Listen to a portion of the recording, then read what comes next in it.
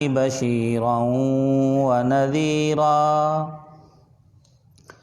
وداعيا إلى الله بإذنه وسراجا منيرا.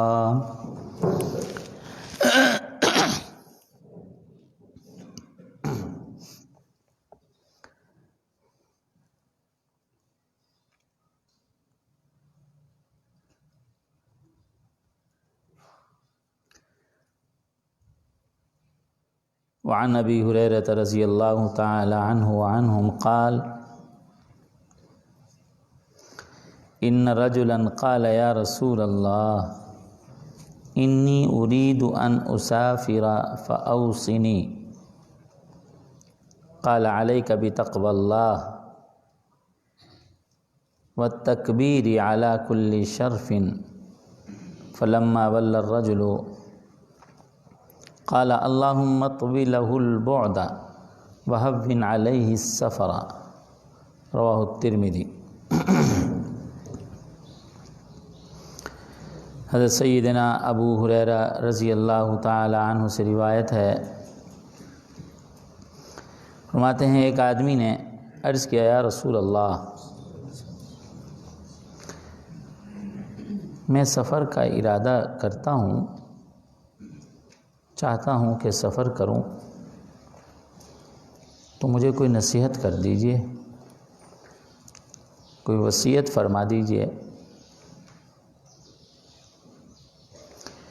تو آپ علیہ الصلوۃ والسلام نے فرمایا تجھ پر اللہ کا ڈر لازم ہے، تقوی تجھ پر لازم ہے، اور ہر بلند جگہ پر اللہ اکبر کہنا.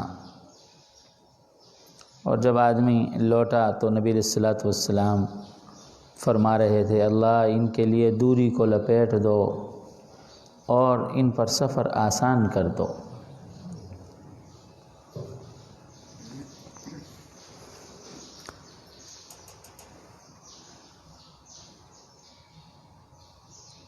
یہ اسلام کی تو حسین روایت ہے ہی ہے،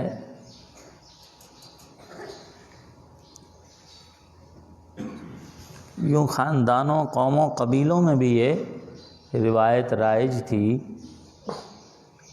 کہ جب وہ سفر کرنا چاہتے تھے تو اپنے بڑوں سے دعا لے کر سفر کرتے تھے.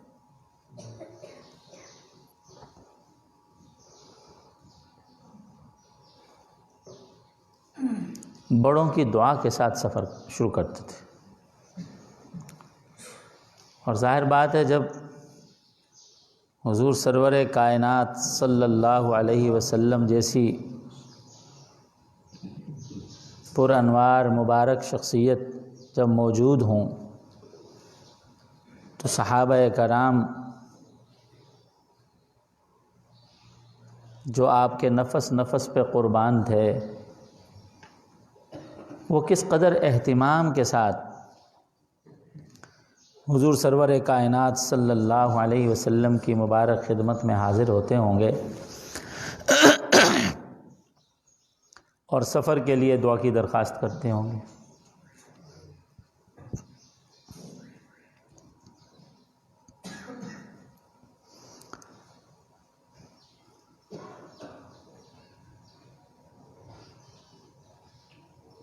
تو یوں ہی ایک صحابی رسول نے عرض کیا حضور سرور کائنات صلی اللہ علیہ وسلم کی مبارک خدمت میں ارادہ رکھتا ہوں کہ سفر کروں، کوئی وصیت فرما دیجئے.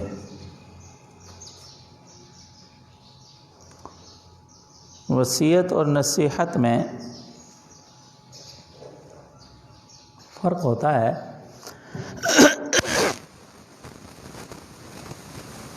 نصیحت عام احوال میں خیر و بھلائی کی بات جو کہی جاتی ہے، جو بتلائی جاتی ہے،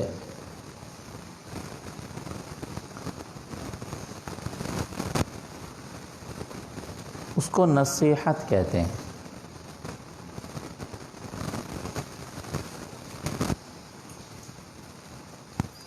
اور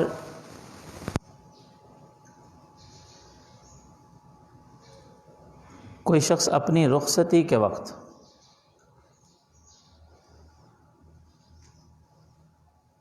یا کسی کو رخصت کرتے وقت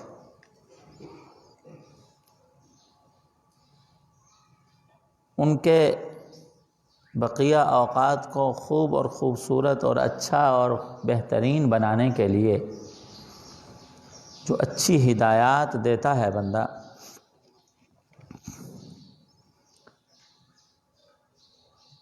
اس کو وصیت کہتے ہیں۔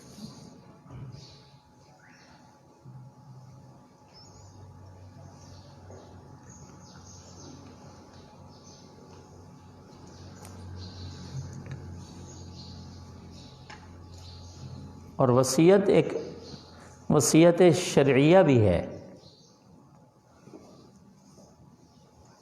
ایک حدیث میں آتا ہے کسی آدمی کے لیے یہ مناسب نہیں ہے اس کے ذمے کسی کا حق ہو اور اس پر ایک رات گزرے مگر اس کے پاس وصیت لکھی ہوئی موجود ہونی چاہیے۔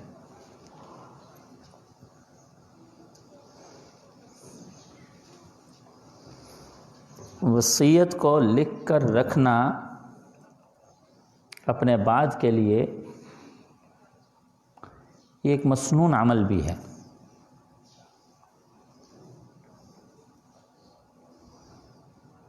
حضور سرور کائنات صلی اللہ علیہ وسلم نے بھی اپنی رحلت کے وقت اپنے صحابہ اور اہل بیت کے لیے کچھ وصیتیں ارشاد فرمائی تھی۔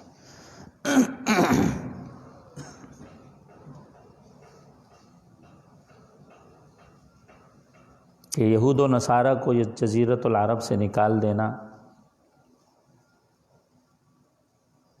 نماز کا خیال رکھنا، غلاموں کا خیال رکھنا، مہمان جو میرے آتے تھے اور میں ان کا جس نوعیت سے اکرام کرتا تھا آپ بھی اسی طرح اکرام کرتے رہنا۔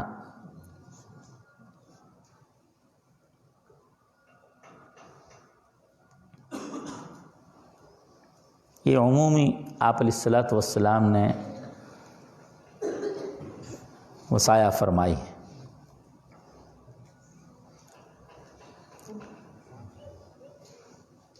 ہمارے امام اعظم ابو حنیفہ رحمۃ اللہ علیہ کی بھی وصایا امام اعظم ابو حنیفہ چھپی ہوئی ہے کہ ان نے کچھ اپنے بیٹے کو، اپنے تلامذہ کو کچھ وصایا فرمائی تھی۔ تو یہ وصیت کا عمل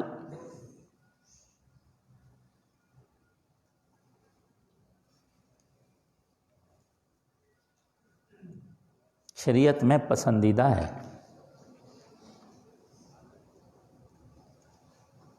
اور اس طرح وصیت بھی کہ کوئی آدمی اپنے انتقال کے وقت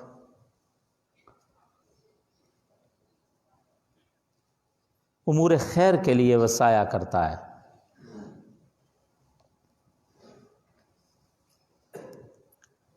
تو اپنے مال کی تہائی میں ثلث کے اندر وہ وصیتیں کر سکتا ہے۔ تہائی کے حصے میں، تہائی سے زیادہ نہیں کر سکتا اپنی مرض الوفات میں، اپنے آخر وقت میں۔ صحت تندرستگی کے حال میں تو ہر طرح کی وصیت خرچ کر سکتا ہے، لیکن مرنے کے بعد کے لیے آخر وقت میں صرف تہائی کی وصیت کر سکتا ہے۔ اور وارث کے لیے جو شرعاً اس کے وارث بنے ان کے لیے بھی نہیں کر سکتا، جو ذوی الفروض ہوں یا عصبات ہوں۔ اس لیے کہ حدیث میں ہے لا وصیۃ لوارث، البتہ امور خیر کے لیے دیگر کسی کے لیے وصیت کر سکتا ہے۔ تو خلاصہ یہ ہے کہ وصیت کسی کو رخصت کرتے وقت یا اپنی رخصتی کے وقت جو بندہ اچھی ہدایات دیتا ہے اس کو قرآن و سنت کی اصطلاح میں وصیت کہتے ہیں۔ چونکہ یہ صحابی بھی رخصت ہو رہے تھے، نہ معلوم پھر ملاقات ہوگی کہ نہ، تو اوصنی، مجھے وصیت کر دیجئے۔ تو آپ علیہ الصلاۃ والسلام نے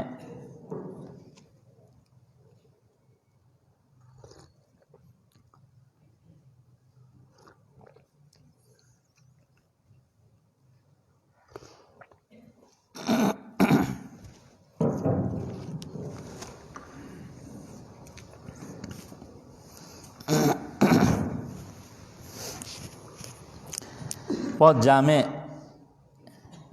وصیت فرمائی، علیک بتقوی اللہ، تم پر اللہ کا ڈر، تقوی لازم ہے۔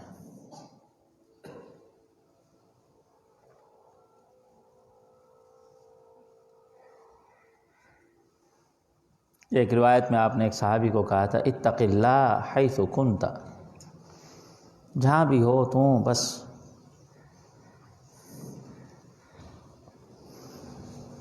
تقوی کو اپنائے رکھیو۔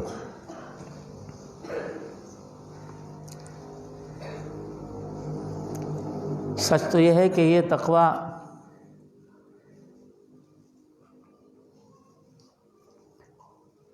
انسانی زندگی کی ترقی کے لیے ایسا زینہ ہے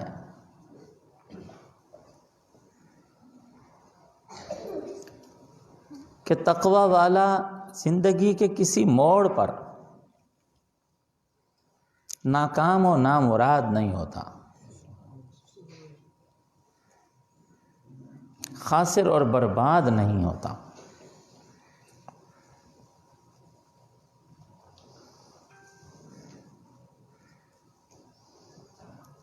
بڑے تقوی پر عجیب و غریب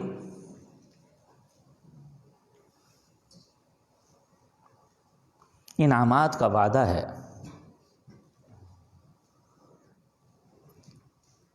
زندگی ایک سفر ہے اور سفر پہ بندہ جائے، ایسا کرسی رکھی ہے اوپر بیٹھ جائیں، ایسا کو نیچے بیٹھنا مشکل ہو۔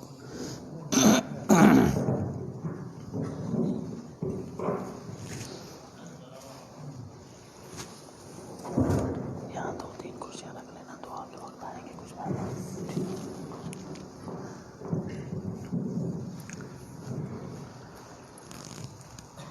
قرآن میں آتا ہے وَمَن يَتَّقِ اللَّهَ يَجْعَل لَّهُ مَخْرَجًا،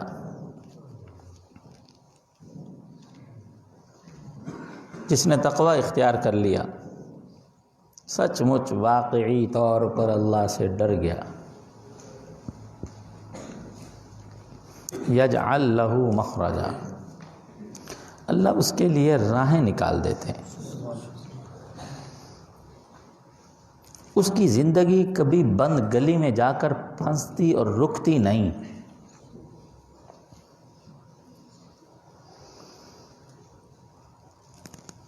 ایک آیت میں وَمَن يَتَّقِ اللَّهَ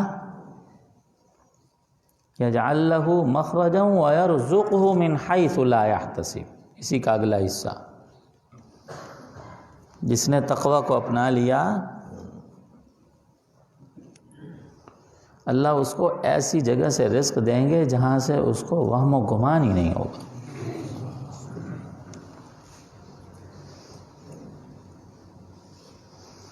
اس کے لیے ضروری نہیں ہے کہ مسلم لیگ کی حکومت ہو یا پیپلز پارٹی کی حکومت ہو یا پی ٹی آئی کی حکومت ہو، کوئی شہر میں رہتا ہو، کوئی دیہات میں رہتا ہو، کوئی یورپ میں رہتا ہو، کوئی امریکہ میں رہتا ہو، کوئی پاکستان میں رہتا ہو، کوئی جنگل بیابان میں رہتا ہو، صحرا میں رہتا ہو، کوئی کسی جزیرے پر رہتا ہو، کوئی کسی بحری نوعیت کا ملاح ہو، خدا کو اس کی کوئی پرواہ نہیں۔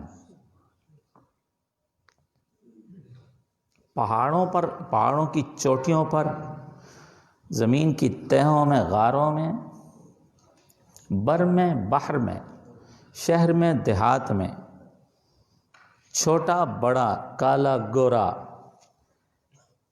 جو روئے زمین کے کسی حصے میں، زندگی کے کسی عمر میں تقوی کو اپنائے گا، خدا اس کے لیے ایسی جگہوں سے رزق کا انتظام کریں گے جہاں سے اس کو وہم و گمان ہی نہیں ہوگا۔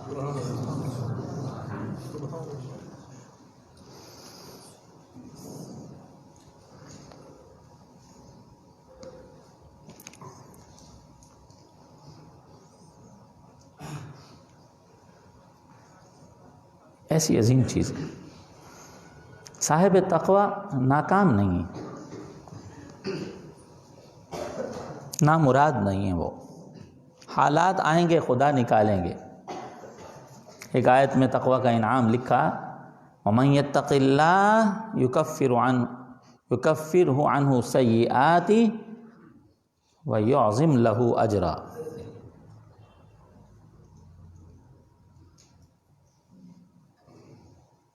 جو تقوی کو اختیار کر کے رکھتا ہے، اللہ اس کے گناہ مٹاتے رہتے ہیں۔ سوال یہ جو تقوی والا ہے وہ گناہ کرتا کیا ہے کہ اس کے مٹتے رہتے ہیں؟ تقوی کا تو خود معنی ہے بچنا، تو وہ تقوی والا تو گناہ ہی نہیں کر رہا، تو اس کے گناہ ہو ہی نہیں رہے، تو اس کے مٹ کیسے رہے ہیں بھائی؟ اس پر میں احباب کو عرض کیا کرتا ہوں، تقوی کے انعامات تقوی کی کوشش سے ہی ملنا شروع ہو جاتے ہیں۔ تقوی کے انعامات پورے متقی بن جانے کے بعد نہیں اترتے۔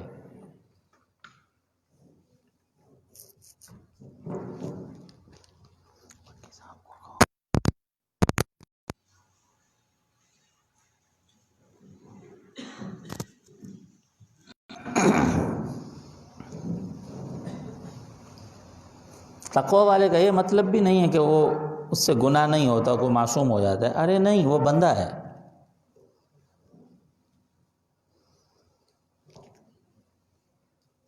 زندگی کا اس نے دستور تقوی کا بنایا ہے۔ میں نے اللہ کے ماننے کی، گناہوں سے بچنے کی، طاعت و عبادت کی زندگی گزارنی ہے۔ عزم یہی ہے، راستہ یہی ہے، وسائل و اسباب ایسے ہی اپنائے ہیں۔ لیکن خدا نہ خواستہ اگر اس سے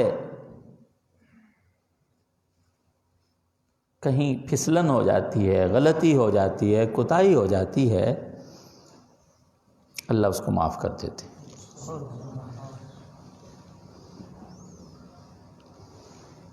جیسے چھوٹے بچے ہوتے ہیں،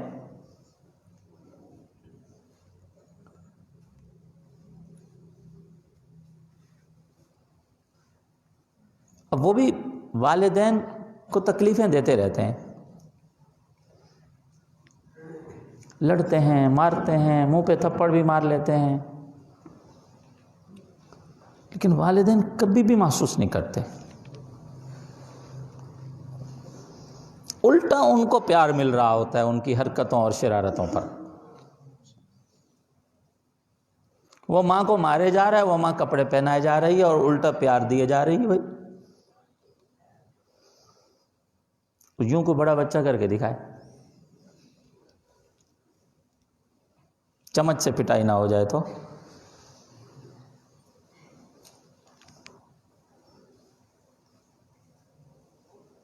چونکہ ماں کو پتہ ہے کہ یہ جان کے نہیں کر رہا، پیار سے کر رہا ہے، مجھے تکلیف دینے کے لیے نہیں کر رہا، لاڈ سے کر رہا ہے۔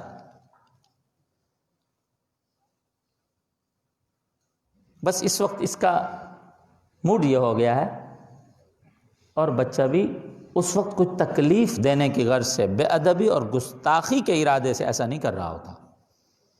بچہ بس بچہ ہوتا ہے.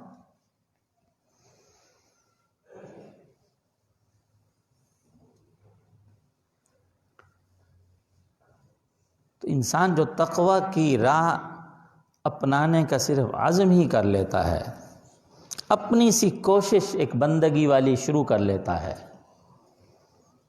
اللہ اس کے گناہ مٹا دیتے ہیں.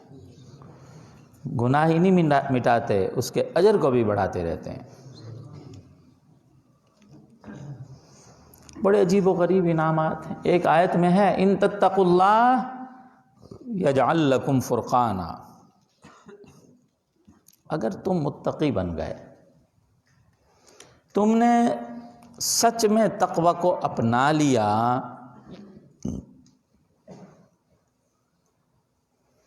اللہ تمہارے لیے فرقان پیدا کر لیں گے. کیا مطلب؟ کہ تمہیں بصیرت عطا کر دیں گے، تمہیں صحیح غلط کے امتیاز کی صلاحیت عطا فرما دیں گے، تمہیں سچ جھوٹ کی پہچان نصیب فرما دیں گے.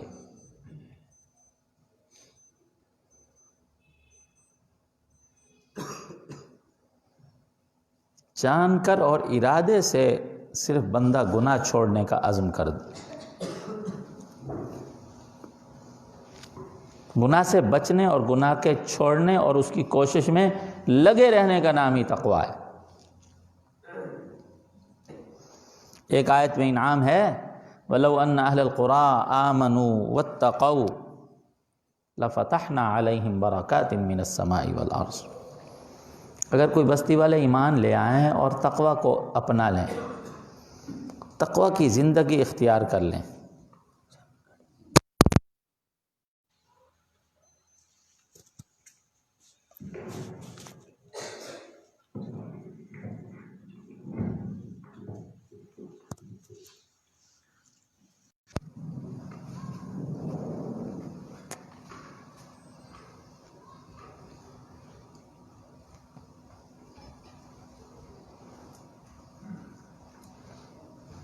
اگر ایمان لے آئیں اور تقوی اختیار کر لیں، لَفَتَحْنَا عَلَيْهِمْ بَرَكَاتٍ مِّنَ السَّمَاءِ وَالْأَرْضِ، ہم ان پر آسمانوں اور زمین کی برکات کھول دیں گے.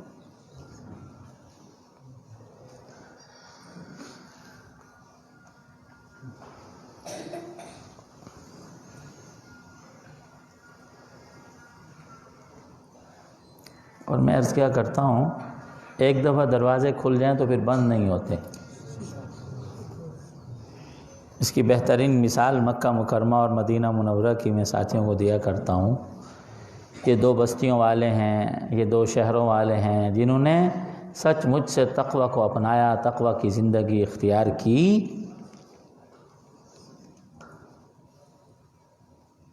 کون عرب کے صحراؤں میں سوچ سکتا تھا کہ ہماری زمین کے نیچے اتنا شاندار قیمتی پیٹرول ڈیزل رکھا ہوا ہے؟ زمین سے وہ دریافت ہو گیا. ساری عرب کی زمین پیٹرول سے بھری پڑی، اور آسمان سے کیا برکتیں نازل ہوئیں. میں اس کی مثال دیا کرتا ہوں، ساری دنیا سے لوگ اڑ اڑ کے جاتے ہیں، اپنی کرنسی وہاں جا کے خرچ کرتے ہیں. پوری دنیا کی کرنسی وہاں خرچ ہوتی ہے.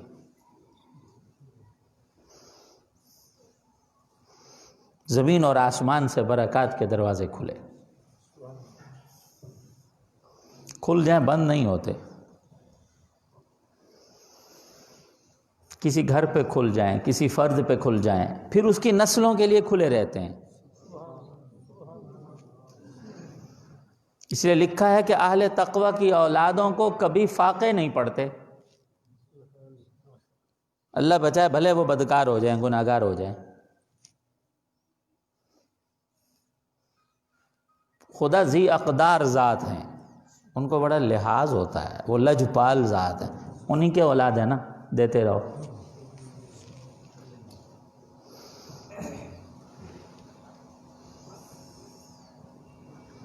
ایک مرتبہ دروازہ کھلوانے کی ضرورت ہوتی ہے۔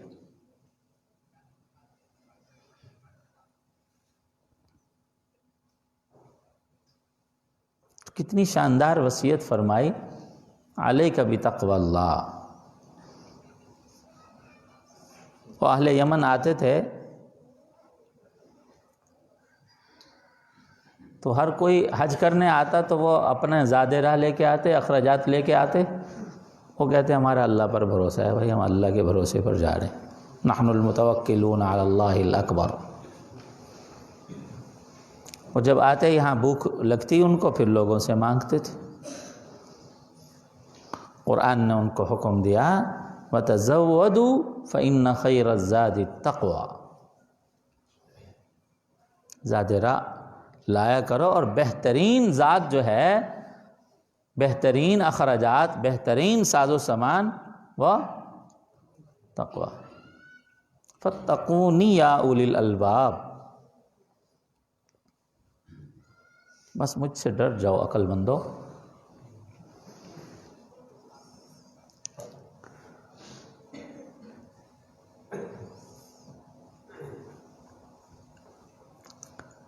اور دوسری چیز فرمائی وَالتَّكْبِيرِ عَلَى كُلِّ شَرْفٍ، سفر میں جب سفر کرو جو بھی اونچی جگہ آئے تو اللہ اکبر کہو۔ چلتے چلتے سفر کی یہ دعا ہے۔ صحیح بخاری میں متعدد احادیث ہیں جو ان پر زور دیتی ہیں۔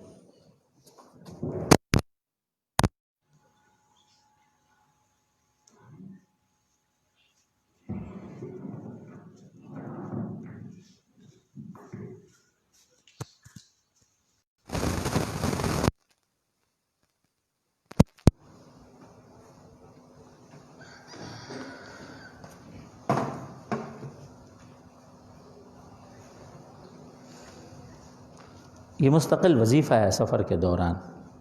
پل آ جاتی ہے، کوئی ٹیلا آ جاتا ہے، ہم اپنی گاڑیوں پر بھی بیٹھے بیٹھے، ہمارے سفروں میں بھی اس طرح کا نظم رہتا ہے۔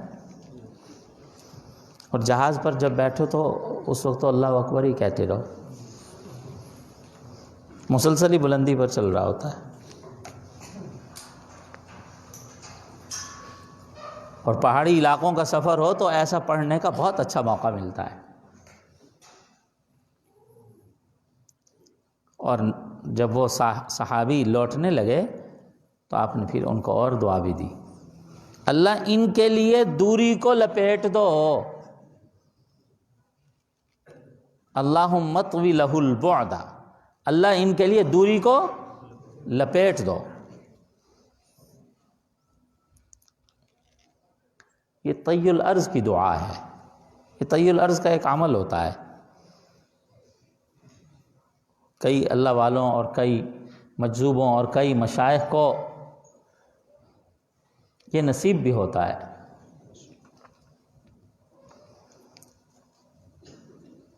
ہمارے ایک استاد تھے جن سے ہم نے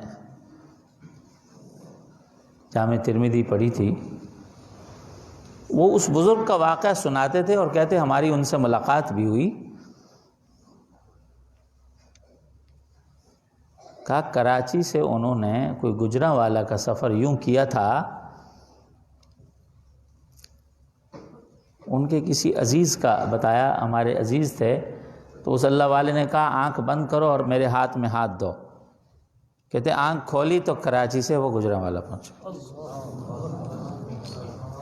فرماتے تھے ہم نے اس بزرگ کی زیارت کی۔ اس کو طی الارض کہتے ہیں۔ یہ کئی اللہ والوں اور مشائخ کی کرامات میں بھی یہ ہے۔ ہمارے حضرت حکیم الامت رحمہ اللہ کی کرامات امدادیہ ایک کتاب ہے، اس میں انہوں نے اپنے شیخ حضرت حاجی امداد اللہ مہاجر مکی رحمۃ اللہ علیہ کی کرامات کو لکھا ہے۔ تو اس میں ایک کرامت یہ لکھی کہ حضرت حاجی صاحب رحمۃ اللہ علیہ تہجد کا وقت تھا اور خادم کو گیلے کپڑے دیے، کہا جاؤ یہ نچوڑ کے سوکھنے ڈال دو۔ تو خادم نے سونگا تو وہ سمندری پانی کی بو آ رہی تھی۔ کہا جاڑے کی راتیں ہیں، سردی کی راتیں ہیں حضور، یہ کہاں سے سمندری پانی یہاں کہاں آیا تھانہ بھون میں؟ تو فرمایا ہاں وہ کچھ دوست سمندر میں سفر کر رہے تھے تو ان کی کشتی ڈوب رہی تھی تو انہوں نے بلایا تھا، وہ ذرا کندھا دینے گیا تھا۔ کسی بھائی بدعتی کی بات نہیں ہے اور فضول بات بھی نہیں ہے، یہ اللہ والوں کی کرامتیں ہیں۔ من کان للہ کان اللہ لہ، جو اللہ کا ہو جاتا ہے پھر اللہ بھی اس کے ہو جاتے ہیں۔ حکیم الامت رحمۃ اللہ علیہ جیسا محتاط ترین انسان وہ لکھ رہا ہے، بس صرف انہی کے پیچھے ہی نہیں پڑ جانا چاہیے اور سرے سے ان کو جھٹلانا بھی شروع نہیں کر دینا چاہیے، بس جتنی سی بات ہے اتنی سی مان لینی چاہیے۔ یہ ہمارے عقائد کی کتابوں میں لکھی ہوئی ہے بات، شرح عقائد میں لکھی ہوئی ہے، اعلم ان کرامات الاولیاء حق، عقائد نصفیہ کا یہ متن ہے۔ کرامت تھی بھی اس وقت، گئے بھی صحیح اور آ بھی گئے، اور یوں کئی اللہ والوں کو لوگوں نے صبح کی نماز میں کہیں ہندوستان میں دیکھا تو ظہر میں کسی نے مکہ میں دیکھا، ایسی مثالیں ہیں۔ تو یہ طی الارض، تو نبی صلی اللہ علیہ وسلم نے ان کو دعا دی، یا اللہ ان کے لیے زمین دوری کو لپیٹ دو۔ اور یہ بھی طی الارض ہوتا ہے، اگر ایسی دعائیں مسنون بندہ پڑھ لے تو سفر کا پتہ ہی نہیں چلتا، تیز ترین سفر بندہ گزار کے کھڑا ہوتا ہے اور بڑی راحت میں ہوتا ہے، گاڑی کو راستے میں کوئی رکاوٹ نہیں پڑتی، آسانی سے بندہ گھر سے نکلا اور گھر آرام سے پہنچ گیا اپنے مقام پر۔ یہ بھی طی الارض ہوتا ہے۔ مسنون سفر کی دعا میں نبی علیہ الصلوۃ والسلام نے اس طرح کی دعا اور اس نوعیت کے الفاظ شامل بھی کیے ہیں۔ اللہم انا نسألک فی سفرنا ھذا البر والتقوی ومن العمل ما ترضى اللہم ھون علینا سفرنا ھذا واطوی عنا بعدہ، ہم سے اللہ اس کی دوری کو لپیٹ دو۔ تو یہ بھی ایک طی الارض ہوتا ہے، اور آج کل تو صرف ہم کو اعمال کرنے کی ضرورت ہے، طی الارض تو ہو ہی رہا ہوتا ہے۔ کیا وہ مہینوں اور دنوں کے سفر ہم گھنٹوں میں طے کر رہے ہوتے ہیں؟ ایک مرتبہ ہم نے عشاء کی نماز یہاں جامع میں پڑھی، فجر کی نماز مسجد حرام میں پڑھی، یہ بھی تو طی الارض ہے بھائی، اتنی تیزی سے جہاز پہنچا دیتا ہے بھائی، کچھ سوچ سکتا ہے اس طرح؟ طی الارض ہے۔ آج کل کی گاڑیاں یہ ہمارے لیے طی الارض کرتی ہیں۔ یہ وَهَوِّنْ عَلَيْهِ السَّفَرَ، معلوم ہوا بڑوں کا کام بھی یہی ہے کہ جب چھوٹے کوئی سفر پہ جا رہے ہوں تو وہ پیچھے سے ان کو دعائیں دے رہے ہوں، دعائیں۔ اور چھوٹوں کا کام یہ ہے کہ جب سفر پہ جانے لگیں اپنے کسی بڑے سے دعا کی درخواست کر کے جائیں، دعا کی اپیل کر کے جائیں، دعاؤں کا کہہ کے جائیں۔ کوئی بڑے بھائی ہیں، بڑے بابا ہیں، دادا ہیں، بڑی اماں ہیں، کوئی بڑی بہن ہے، ارے کوئی تو انسان کو بڑا بنا کے ہی رکھنا چاہیے کہ جس کو بندہ مشکل میں کہہ دے جی آپ ہمارے لیے دعا کر دیجیے۔ جو بے ہنگم بے محابہ کیا افراتفری کی زندگی میں ہم گھسے اور کودے، پرواہ ہی نہیں ہوتی، اس لیے خائب و خاسر ہو کے آ رہے ہیں، ناکام آ رہے ہیں، نقصان ہو گیا، ایکسیڈنٹ ہو گیا، یہ نقصان کر کے آ گئے، یہ چوری کرا کے آ گئے، یہ چرا کے آ گئے، اور یہ نقصان کرا کے آ گئے۔ یعنی ہمارے آج کل جو ایک بے محابہ زندگی ہے اس کا حاصل تو یہی ہے، گیا تھا کام نہیں ہوا، گیا تھا کام نہیں ہوا۔ کسی کو دعا کا کہہ کے گئے تھے، وہ ایک بزرگ کہتے پہلے لوگ سفر پہ جاتے 2 رکعت پڑھتے، اعمال کرتے، بڑوں کو دعاؤں کا کہتے، اب نہ وہ اعمال کر کے نکلتے ہیں نہ بڑوں کو کسی کو دعا کا کہہ کر نکلتے ہیں۔ اب بتاؤ خائب و خاسر واپس آئیں کہ نہ آئیں؟ اللہ تعالی ہم سب کو ان باتوں پر عمل کرنے کی توفیق عطا فرمائے۔ اول آخر درود شریف کے ساتھ 11 مرتبہ سورہ اخلاص۔